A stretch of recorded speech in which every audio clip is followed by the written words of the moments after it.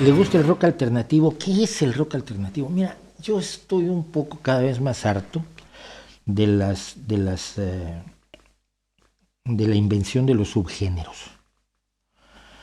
Lo vuelvo a decir, los géneros musicales como los géneros literarios los inventan los historiadores y los críticos, no los escritores. Y el troceo ya en rebanadas delgadísimas del rock, en todo tipo de subgéneros que se le ocurren a periodistas, historiadores y críticos del rock, a mí me harta. Porque al final, ¿qué es lo que pasa? Está tan subdividido que tú veas la página de Wikipedia de cualquier banda y pertenece a 4 o 5 subgéneros.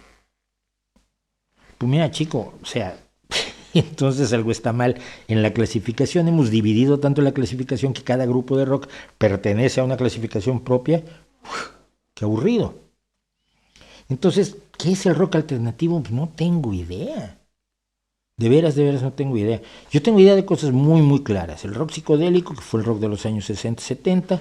El rock progresivo es aquel que hace experimentación y búsqueda musical más allá de los límites tradicionales del rock en cuanto a instrumentación, armonías, melodías, aproximaciones musicales, cambios de ritmo y tiempos, como los que hacía Rush o como los que puede haber hecho Emerson, Lake and Palmer.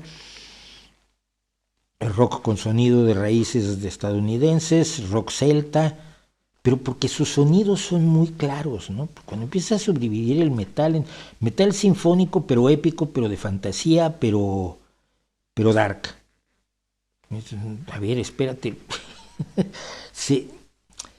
Queda difícil de aprender, de entender qué te están diciendo los que se inventan los géneros. Y luego cuando oyes la música dices, pues no.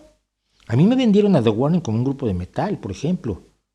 Los aficionados al metal que les gustaba The Warning, pero The Warning es rock pesado, rock heavy, mucha influencia de los años 60, 70, 80 y con influencias de Muse, de Evanescence y tal, pero es un grupo que tiene su sonido propio.